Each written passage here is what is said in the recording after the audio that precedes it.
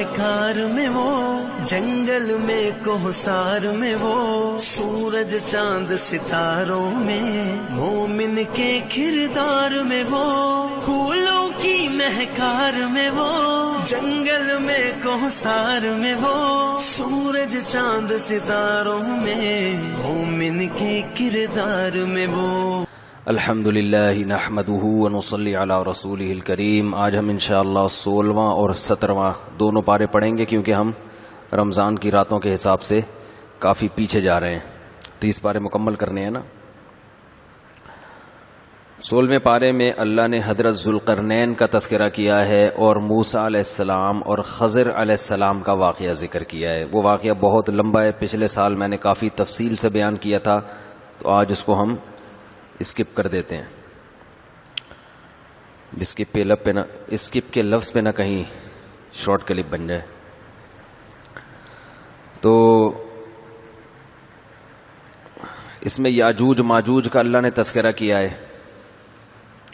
کہ حضرت ذوالقرنین جو تھے انہوں نے ایک علاقے کو فتح کیا، تو وہاں لوگوں نے کہا کہ یاجوج ماجوج نے زمین میں فساد مچایا ہوا ہے، تو ہم آپ کو چاہتے ہیں کچھ اجرت دیں، آپ یاجوج ماجوج سے ہمیں بچا لیں۔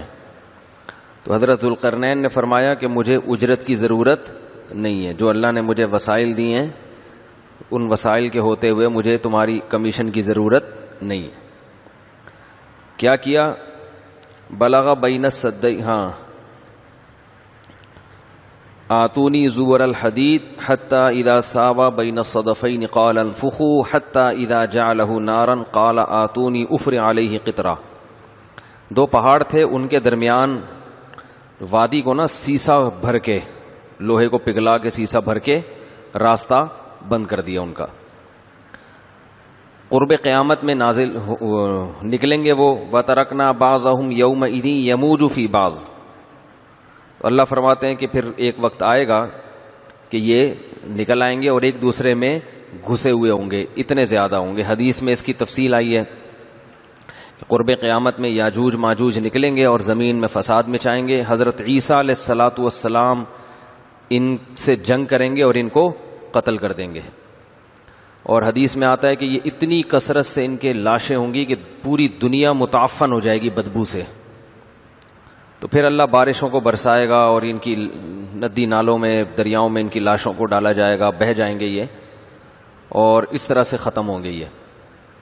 اب ایک بڑا سوال یہ ہوتا ہے کہ یہ ہیں کون؟ دوسرا سوال یہ ہیں کہاں؟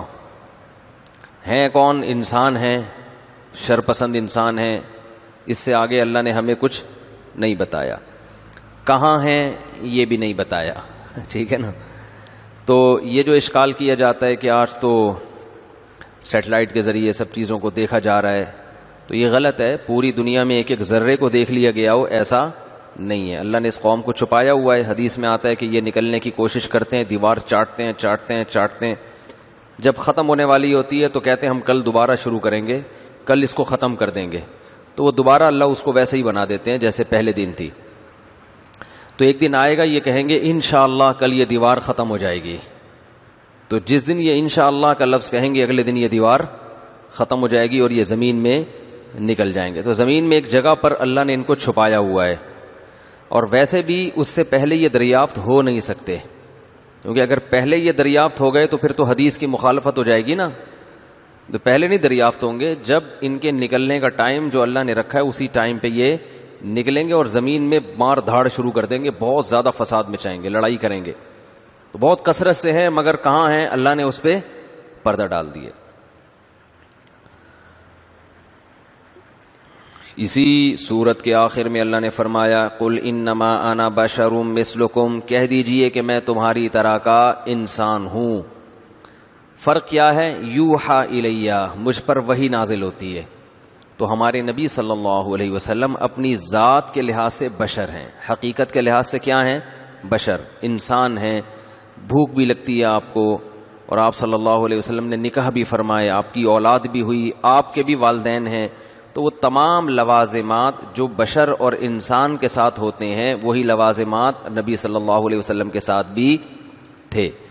فرق کیا ہے کہ آپ کو اللہ نے پیغمبر بنایا اور پیغمبروں کا بھی سردار بنایا، سب سے افضل بشر. تو اس لیے اعتدال کی راہ یہی ہے کہ آپ کو انسان مانا جائے اور اللہ کے بعد سب سے افضل ترین مانا جائے. جنہوں نے آپ کا درجہ گھٹایا وہ بھی غلو کا شکار، اور جنہوں نے بڑھا دیا وہ بھی، یعنی جو حدود ہیں ان حدود سے بڑھا دیا وہ بھی غلو کا شکار ہیں. اس کے بعد اللہ نے سورہ مریم ذکر کی ہے. سورہ مریم میں سب سے پہلے حضرت زکریا علیہ السلام کی دعا کا ذکر. ذکر رحمت ربک عبدہ زکریا، تیرے رب کی وہ رحمت جو اپنے بندے زکریا پر ہوئی، اس کا تذکرہ ہے. بڑھاپے میں اللہ سے اولاد مانگی، اللہ نے بڑھاپے میں آپ کو اولاد عطا کی ہے. پریشان ہو گئے بڑھاپے میں کیسے ملے گی، خود دعا مانگ رہے ہیں، پھر جب ہونے لگی تو پریشان کی کیسے ہو گئی. تو اللہ نے فرمایا کہ اے زکریا ہم نے تم کو پانی سے بنایا، اس وقت تو آپ کچھ بھی نہیں تھے. جو اللہ پانی سے انسان بنا سکتا ہے وہ بوڑھے میاں بیوی کو اولاد کیوں نہیں دے سکتا. اس سے اولاد کی فضیلت بھی معلوم ہوتی ہے کہ اولاد کی اسلام میں بہت اہمیت ہے. اس کی طلب پیغمبروں کو بھی ہوئی ہے، پیغمبروں کو ہوئی ہے کہ ہمیں اولاد چاہیے. یحییٰ علیہ السلام کو اللہ نے فرمایا جب جوان ہوئے تو اللہ نے فرمایا خذ الکتاب بقوہ، اللہ کی کتاب کو مضبوطی سے تھام لیں. اور اللہ نے ان کی صفات بیان کی. برم بوالدیہ، اپنے والدین کے ساتھ بہت اچھا سلوک کرنے والے تھے. اس سے والدین کی اہمیت کا اندازہ ہوتا ہے کہ پیغمبر جلیل القدر اللہ ان کی جو صفات کو ہائی لائٹ کر رہے ہیں تو ان میں والدین کے ساتھ اچھے سلوک کا بھی تذکرہ بولو بھائی کر رہے ہیں. حالانکہ پیغمبر کا تو بڑا اونچا مقام ہوتا ہے، لیکن اللہ فرماتے ہیں اونچا ہے اپنے باپ اور ماں کا تم نے دنیا میں خیال کرنا ہے. تو بر کہتے ہیں بہت اچھا. ولم یکن جبارا عصیا، اور اپنے ماں باپ پر جبر کرنے والے، سختی کرنے والے اور نافرمان نہیں تھے، ماں باپ کے سامنے بچھنے والے تھے. تو کتنی بڑی فضیلت ہے. وسلام علیہ یوم ولدا، فرمایا ان پر سلامتی ہے اس دن بھی جس دن پیدا ہوئے. ویوم یموت، جس دن موت واقع ہوگی. ویوم یبعث حیا، اور جس دن زندہ کر کے اٹھائے جائیں گے. اس سے پتہ چلتا ہے والدین کا بڑا مقام ہے اسلام میں. اللہ نے اس کے بعد حضرت مریم کا تذکرہ کیا کہ مریم علیہ السلام غسل کے لیے گئی ہیں. ایک فرشتہ انسانی شکل میں آیا. حضرت مریم نے کہا کہ میں تو اللہ کی پناہ مانگتی ہوں. اس نے کہا میں انسان مرد نہیں ہوں، میں فرشتہ ہوں، اور میں تجھے اللہ کی طرف سے ایک نیک بچہ ہبہ کرنے آیا ہوں. انہوں نے کہا کہ میرے کیسے اولاد ہوگی، مجھے تو کسی مرد نے آج تک چھوا نہیں ہے. یہ عورت کی کوالٹی ہے کہ نکاح سے پہلے کوئی مرد اس کے قریب نہ گیا ہو. یہ صفات ہیں. حضرت مریم بہت پاک دامن تھیں، بہت نیک تھیں. اس کے بدلے میں اللہ نے ان کے بطن سے پیغمبر کو پیدا کیا، اور ایسا معجزہ رہتی دنیا تک قیامت کی نشانی بنا دیا ان کو. اور اللہ نے اپنی قدرت کی نشانی بنا دیا. قیامت کے نشانے اس لیے کہ قرب قیامت میں نازل ہوں گے. تو جب حمل ٹھہرا ہے پریشان ہوئی ہیں بچہ جنتے وقت، بہت پریشان کہ کاش اس دن سے پہلے میں دنیا سے چلی جاتی. کیونکہ پریشان کی قوم کو کیا بتائیں گی. اللہ نے فرمایا اے مریم اس کھجور کو کھا اور اس پانی پی کے اپنی آنکھیں ٹھنڈی کر. جو تکلیف تھی نا بچے کی ولادت کی، اس سے یہ بھی پتہ چلتا ہے کہ عورت کو پریگننسی میں کھجور کا استعمال کرنا چاہیے. سمجھ رہے ہیں کہ نہیں سمجھ رہے؟ کھجور بہت زبردست چیز ہے صحت کے لیے. آج پتہ نہیں سموسے کھا رہی ہیں، پکوڑے کھا رہی ہیں، اور رول دیکھا ہے؟ گول گول رول نہیں ہوتا، رول کا کوئی رول نہیں ہے صحت بنانے میں. وہ میدا ہے، وہ بھی گھی میں تلا ہوا. وہ کھائے جا رہے ہیں، پھوڑے جا رہے ہیں. پھر پیٹ خراب ہوتا ہے، اور پھر جب پیٹ ہی خراب ہے تو صحت کہاں سے بنے گی. افطاری میں لوگ کھجوریں نہیں کھا رہے تمیز سے، یہ بھی دیکھا ہے. ایک کھجور کھائیں گے اس کے بعد ڈائریکٹ پکوڑوں پہ آ جائیں گے.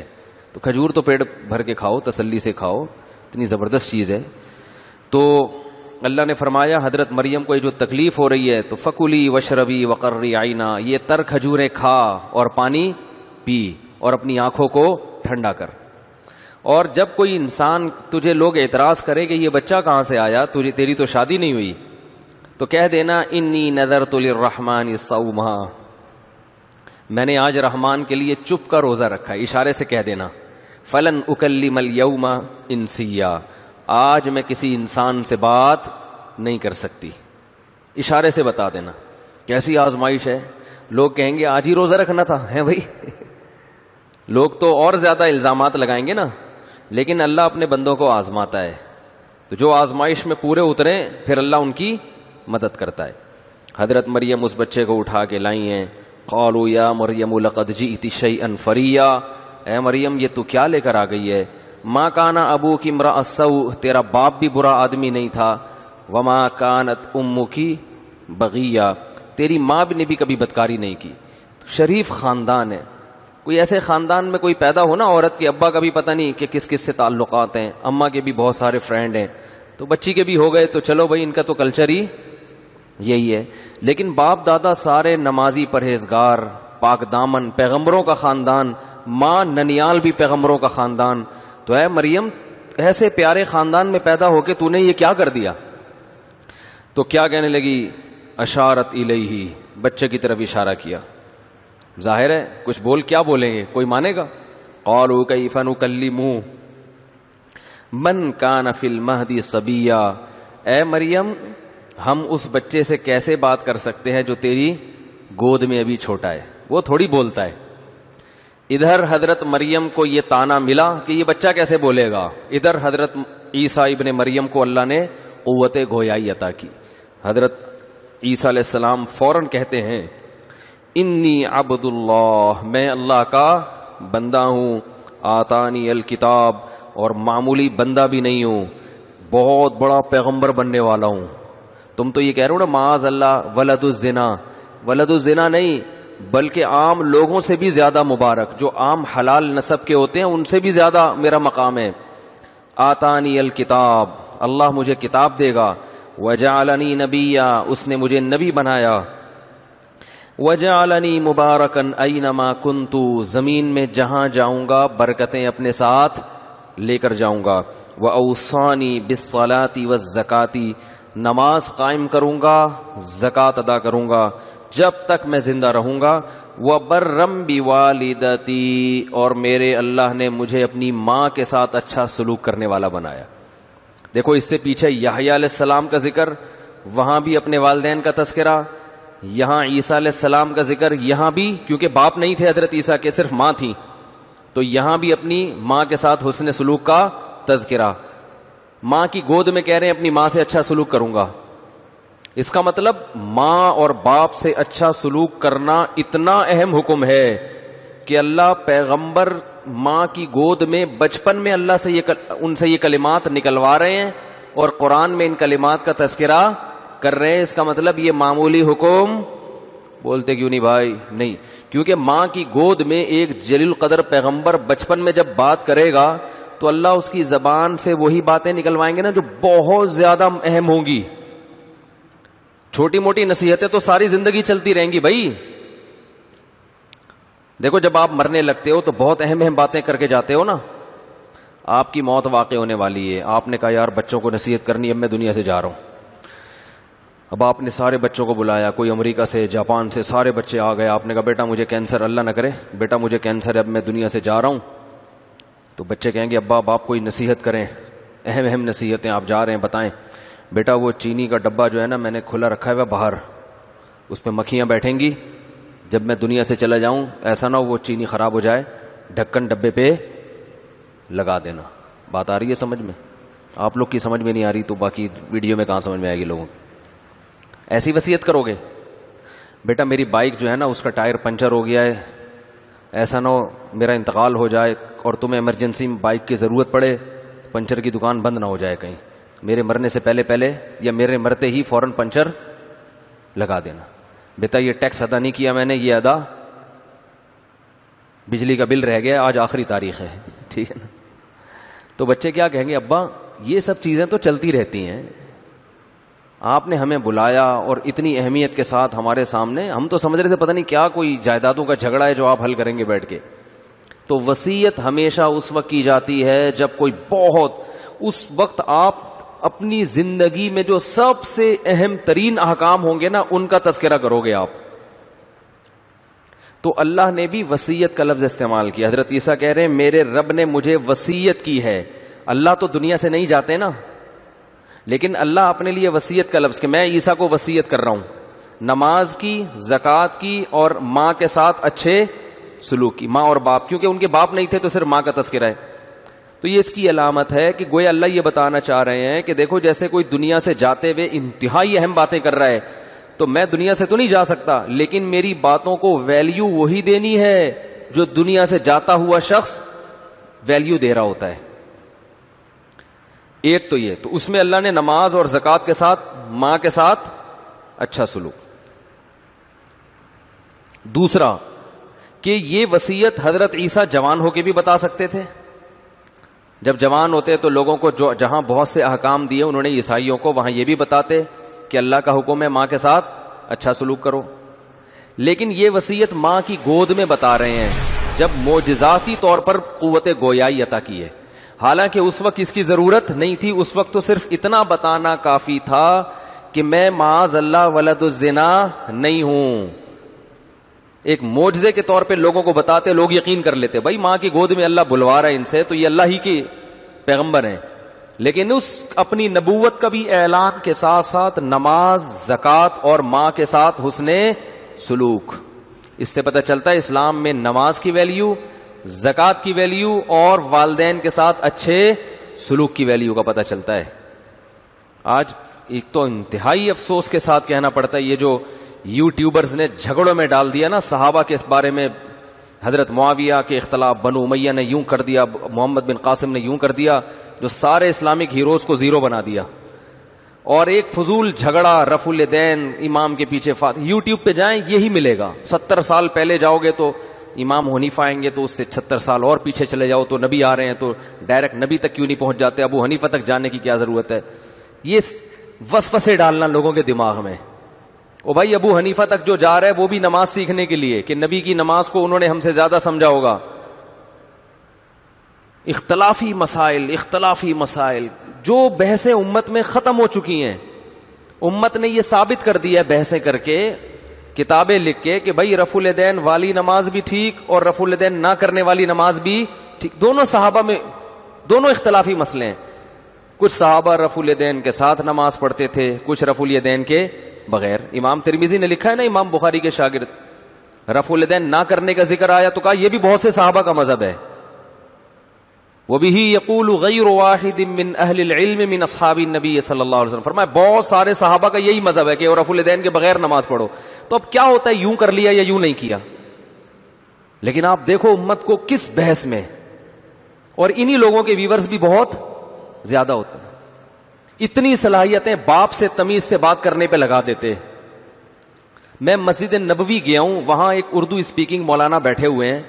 جب بھی عمرہ کرنے گیا ہوں نا, ان کے منہ سے میں نے یہی باتیں سنی ہیں. رفع الیدین ہاتھ چھوڑ کے باندھ کے نماز, ہاتھ چھوڑ کے نماز. کسی نے ان سے پوچھا کہ ہاتھ چھوڑ کے نماز پڑھنا کیسا ہے, انہوں نے کہا بدعت. اس نے کہا امام مالک کا مذہب ہے. اس نے کہا حدیث کو فالو کرو, امام مالک کو فالو مت کرو. میں نے کہا یہ دیکھو, یہ لوگوں کا ذہن بنا رہا ہے کہ امام مالک حدیث کے علاوہ کسی اور چیز کو فالو کرتے تھے. اور میں نے کہا یہ مسجد نبی میں تو امام مالک پہلے بیٹھے ہیں آ کے, 1300 سال پہلے یہ امام مالک کی جگہ تھی. وہ تم سے سینئر ہیں. ان کی رائے اگر ہاتھ چھوڑ کے نماز پڑھنے کی ہے تو آپ یہ بتاؤ بھائی یہ بھی ٹھیک ہے اور یہ بھی ٹھیک ہے, تو کسی بھی مجتہد کو فالو کر لو, دلائل دونوں طرف ہیں. تو مسجد نبی میں ایک انڈین مولانا صاحب بیٹھے ہوئے ہیں, کاش لوگوں کو بتا رہے ہوتے بھائی زنا مت کرو, بھائی چوری مت کرو, بھائی یہاں سے ماں باپ کے حقوق سیکھ کے جاؤ, بھائی بہنوں کی وراثت معاف کرو. وہاں بھی اختلاف. عرب علماء جو بیان کرتے ہیں ان میں نہیں ہے. حرم کے اماموں کے بیان سنے, ان میں یہ چیز نظر نہیں آئے گی ائمہ حرم کی. لیکن کسی اردو اسپیکنگ کو سن لینا مسجد نبوی میں, وہ یہی صبح سے شام یہی سوالات بھی یہی.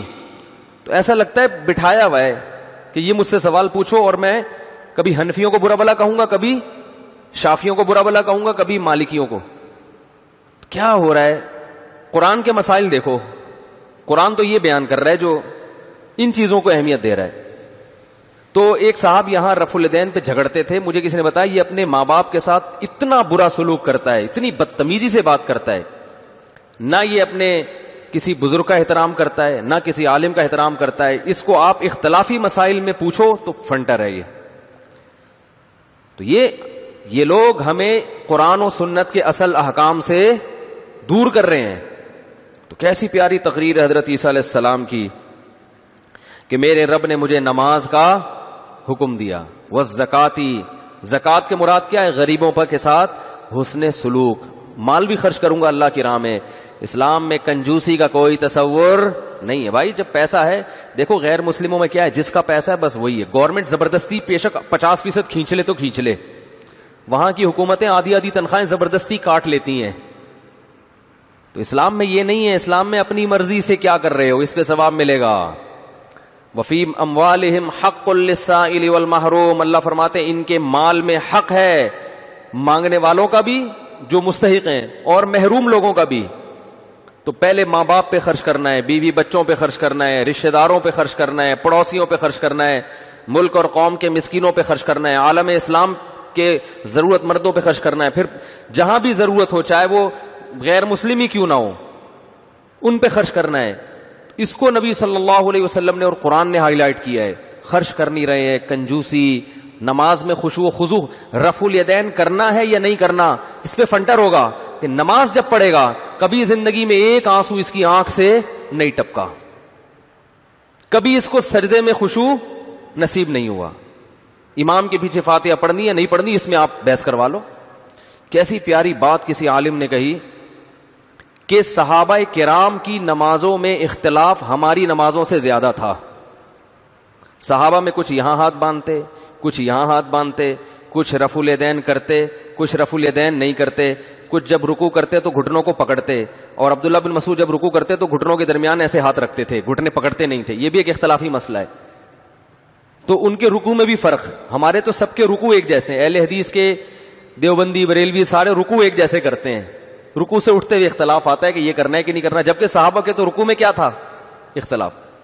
حضرت معاویہ کے بارے میں عبداللہ بن عباس کو کسی نے بتایا کہ 1 رکعت وتر پڑھتے ہیں. عبداللہ بن عباس کو گویا وہ شکایت کر رہے تھے کہ 1 پڑھتے ہیں. انہوں نے فرمایا دعھا فإنہ صاحب رسول اللہ، چھوڑ دو ان کو اپنے حال پہ. کیا مطلب؟ اگرچہ یہ میری رائے سے مختلف ہیں لیکن نبی کی صحبت اٹھائی ہے تو کرنے دو. ہمارے ہاں مسلسل 1 رکعت وتر، 3 رکعت وتر. جو 3 پڑھتے ہیں وہ بخاری کی حدیث کا منکر ہے بھائی. آپ ابھی میں نے ایک وتر پہ کلپ ریکارڈ کروایا، جواب دیا تو اس کے نیچے کمنٹس، دلائل سے کوئی جواب نہیں دے رہا، بس بار بار یہی کہ یہ اندھے مقلد ہیں یا یوں ہیں. ایک ایسی بحث امت میں چھیڑ دی ہے جس کی امت کو بالکل ضرورت نہیں تھی. اسی وجہ سے ہم کہہ رہے ہیں کہ چاروں فقہ میں سے ایک کو فالو کرو اور باقیوں کو برحق سمجھو، بس اتنی سی بات ہے. سب نے قرآن و حدیث ہی کی تحقیق کی ہے، سب قرآن و سنت ہی کو مانتے ہیں. اللہ نے نبی سے مختلف اعمال کرا کے ساری سنتیں اس امت میں ہمیشہ کے لیے زندہ کر دی. میں دبئی کئی بار گیا ہوں، وہاں میں نے بہت سے لوگ دیکھے ابو ظہبی میں نا ہاتھ چھوڑ کے نماز پڑھتے ہیں. ہمیں تو کبھی تکلیف نہیں ہوئی ہے، کیا کر رہے ہو ہاتھ چھوڑ کے کیوں نماز پڑھ رہے ہو؟ بھائی وہ مالکی امام مالک کو فالو کر رہے ہیں اور ان کی بھی مضبوط دلیل ہے. امام مالک کہتے ہیں میں نے اہل مدینہ میں سب کو ہاتھ چھوڑ کے پایا ہے، لہذا وہ کہتے ہیں جو ہاتھ باندھنے کی حدیث ہے اہل مدینہ کے عمل سے پتہ چلتا ہے کہ نبی کا آخری عمل کیا تھا؟ ہاتھ چھوڑنے کا. وہ بھی ٹھیک ہے. ہم ہاتھ کیوں باندھتے ہیں؟ بھائی ہم امام حنیفہ کی تحقیق کو فالو کرتے ہیں، ان کے ہاں افضل کیا ہے؟ تو بجائے اس کے کہ ہم ساری زندگی دلائل میں تطبیق دے کے ایک کو ترجیح دیتے رہیں، تو ہم یہ کہتے ہیں یار یہ کام ہو چکا ہے، اب اس کو چھیڑنے کی ضرورت نہیں ہے، سب صحیح ہے. ایک کو فالو کر لو، دوسرے کو بھی صحیح سمجھو.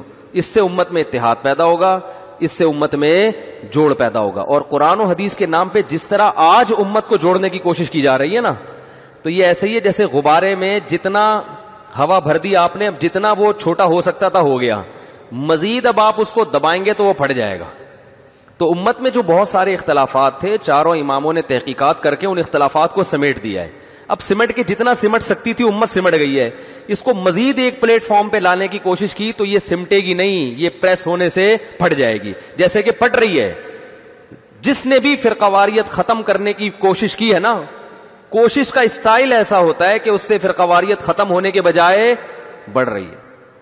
غامدی صاحب ایک نیا فتنہ آ گیا، انجینئر ایک نیا فتنہ آ گیا، نیا فرقہ، فتنہ بھی نہیں، اس سے بھی یعنی فرقے کے نام پہ فتنہ. اور ممکن ہے کل کوئی دوسرا اٹھے وہ ایک نیا فرقہ. ہر آدمی کہتا ہے دلیل دلیل. توصیف الرحمان راشدی صاحب ایک وہ الگ ہے, انجینئر توصیف الرحمان کو نہیں مانتا ہے, توصیف الرحمان انجینئر کو نہیں مانتا ہے, وہ غامدی ان کو نہیں مانتا, وہ ان کو نہیں مانتا. سب قرآن و سنت کا لیبل لگا کے جمعیت غربہ اہل حدیث, عام اہل حدیث کو نہیں مانتے. جماعت المسلمین صبح سے شام قرآن و سنت کرتے رہتے ہیں بیٹھ کے, لیکن وہ اپنے علاوہ اہل حدیث کو بھی کیا کہتے ہیں؟ کافر یا گمراہ تو کہتے ہی ہیں. تو سب کا لیبل ایک ہے, ٹوٹتے چلے جا رہے ہیں. آپ کسی بھی مسلک کو فالو کر لو بھائی, گورنمنٹ کی طرف سے پابندی نہیں ہے. آپ کو اگر ہماری بات سمجھ میں نہیں آتی, ہم یہ کہتے ہیں کہ جو تحقیقات پہلے ہو چکی ہیں انہی میں سے کسی ایک کو فالو کرو, جو صدیوں تک پریکٹیکلی یہ ثابت ہوا ہے کہ یہ بہتر ہے امت کے لیے. پھر بھی نہیں کرتے تو بھی جو سمجھ میں آ رہا ہے کرو, اپنی رائے دوسرے پر تھوپنے کی کوشش مت کرو, اور امت کو اہم چیزوں کی طرف لے کر آؤ جو قرآن بیان کر رہا ہے, جو انبیاء کی دعوتیں قرآن نے بیان کی ہیں. ما لکم لا ترجون للہ وقارا وقد خلقکم اطوارا. نوح علیہ السلام قوم سے کہہ رہے ہیں شرک چھوڑو, جس نے پیدا کیا ہے اس کو وہ مقام کیوں نہیں دیتے. تو آج میں بتا رہا تھا کہ آپ حدیث کی کتابیں اٹھائیں, صحابہ میں مسائل میں ہم سے زیادہ اختلاف تھا, ان کی نمازیں ہم سے زیادہ مختلف تھیں, بہت سارے اختلافات تھے, مگر آپ کو سارے صحابہ نماز میں خشوع و خضوع کرنے والے ملیں گے. سب خشوع و خضوع. بعض صحابہ تو 2 سجدوں کے درمیان بھی رفع الیدین کرتے تھے, آج تو کوئی بھی نہیں کرتا, لیکن بعض انس ابن مالک سے ثابت ہے 2 سجدوں کے درمیان بھی. اور بعض ایسے ہیں جو صرف تکبیر تحریمہ کے وقت کر رہے ہیں, باقی کسی بھی ٹائم پہ نہیں کر رہے, جیسے عبداللہ بن مسعود رضی اللہ تعالیٰ عنہ. تو ہر طرح کے ملیں گے آپ کو. بعض ہاتھ چھوڑ کے نماز پڑھ رہے ہیں, بعض ہاتھ باندھ کے, اور بعض ہاتھ چھوڑ کے. بعض امام کے پیچھے آمین زور سے کہہ رہے ہیں, بعض آمین نہیں کہہ رہے. بعض امام کے پیچھے فاتحہ پڑھ رہے ہیں, بعض نہیں پڑھ رہے. اتنے اختلافات.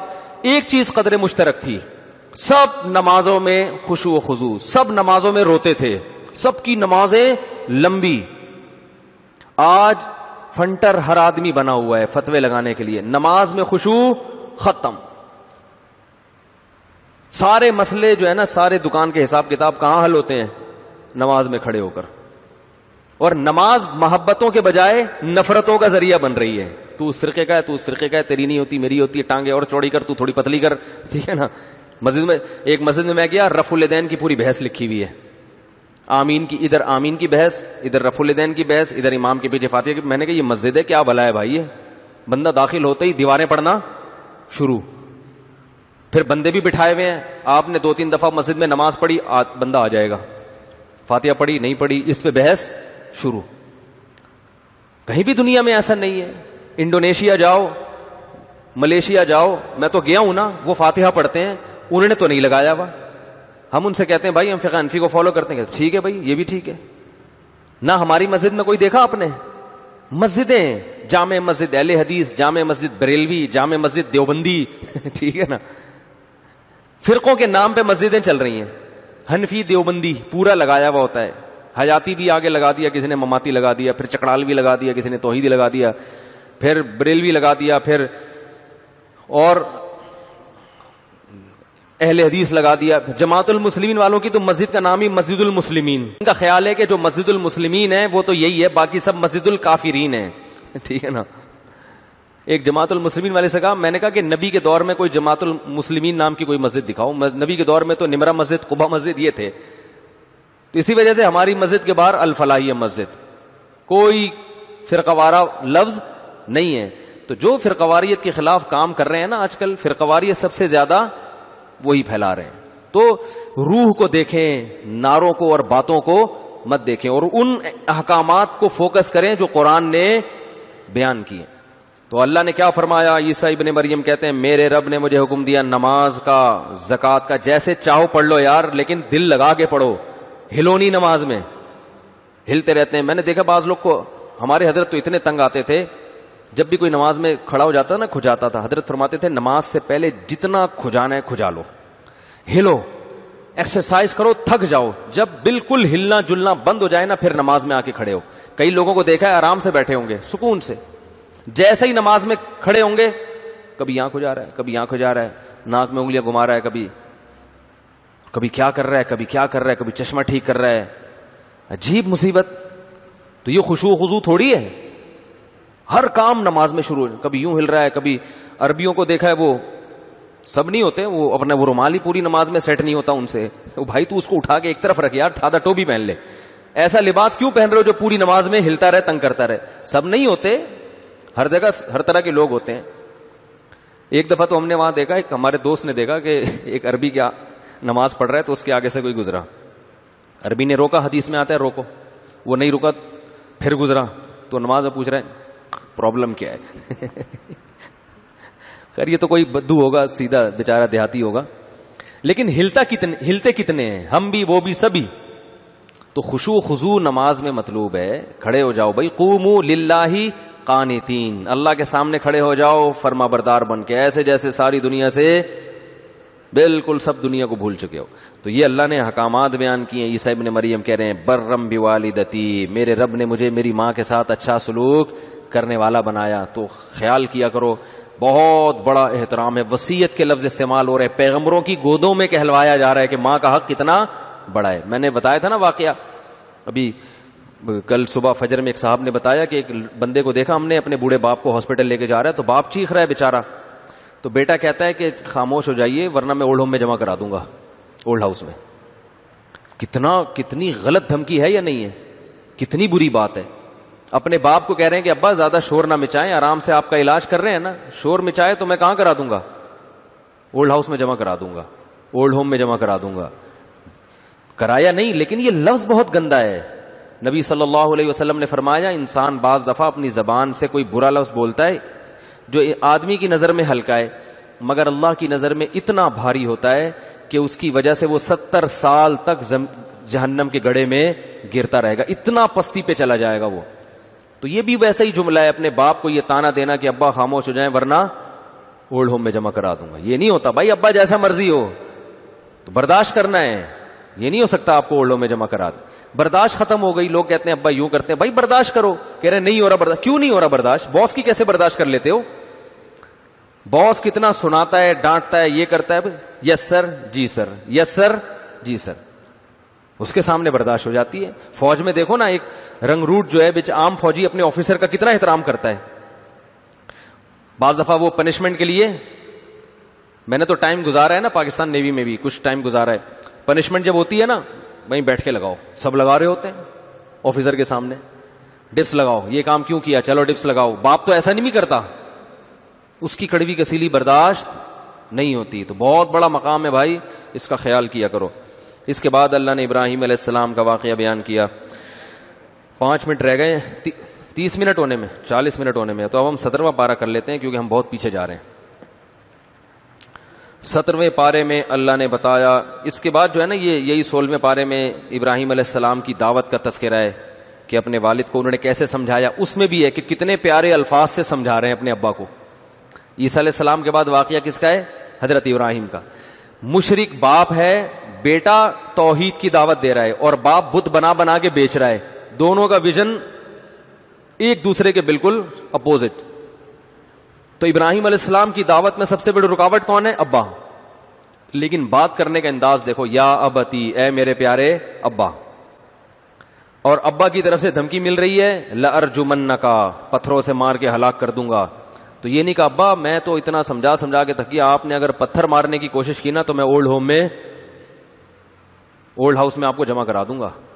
بہت برداشت کر لیا ہم نے بھی, ٹھیک ہے آپ ہمارے ابا ہیں, مانتے ہیں ہم آپ کے, لیکن ایک چیز کی کیا ہوتی ہے, ہر چیز کی ایک لمٹ ہوتی ہے, حد ہوتی ہے. بہت ہو گئی, مجھے اللہ نے پیغمبر بنا کے بھیجا دین کی دعوت کے لیے. سب سے بڑی رکاوٹ مجھے لوگ تانے کیا دیتے ہیں, اپنے ابا کو تو دیکھو, تم تو توحید کی دعوت دے رہے ہو اور ابا بت بنا کے بیچ رہے ہیں. ابا بس بہت برداشت کر لیا.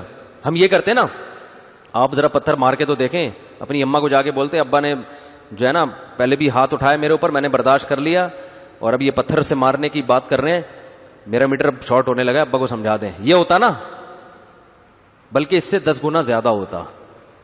بلکہ باپ یہ دھمکیاں دیتا ہی نہیں, باپ کو پتا ہے کہ میں یہ دھمکیاں افورڈ نہیں کر سکتا. تو جب یہ باپ نے بات کی ہے کہ پتھروں سے مار کے ہلاک کر دوں گا, تو بیٹا کیا کہہ رہا ہے, ساستغفر لک ربی.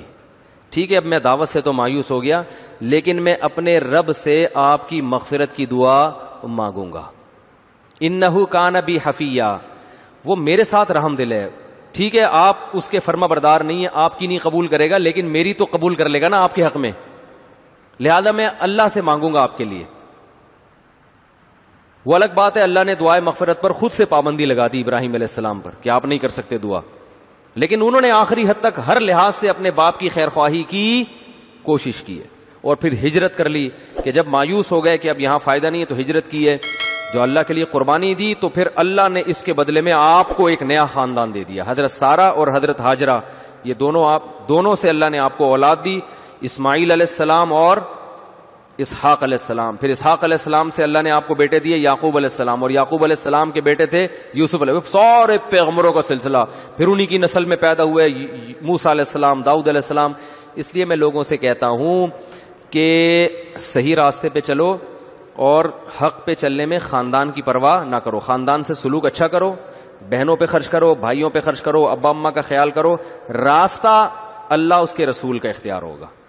ابا اماں کے کہنے سے داڑھی نہیں کٹانی. آپ کے پاس شادی کرنے کے پیسے ہیں، ابا منع کر رہے ہیں تو ابا کی بات مت مانو، کیونکہ آپ جب گناہ میں پڑو گے تو قیامت میں ابا آپ کو عذاب سے بولتے کیوں نہیں بھائی نہیں بچا سکتے. تو یہ ہاں شریعت ہے، شریعت کہہ رہی ہے نکاح کرو، آپ ابا کہہ رہے ہیں نہیں کرو تو آپ ابا سے بولیں ابا بہت پیارے ابا ہیں آپ، میں آپ کی ساری زندگی خدمت کروں گا، شادی میں کروں گا لازمی.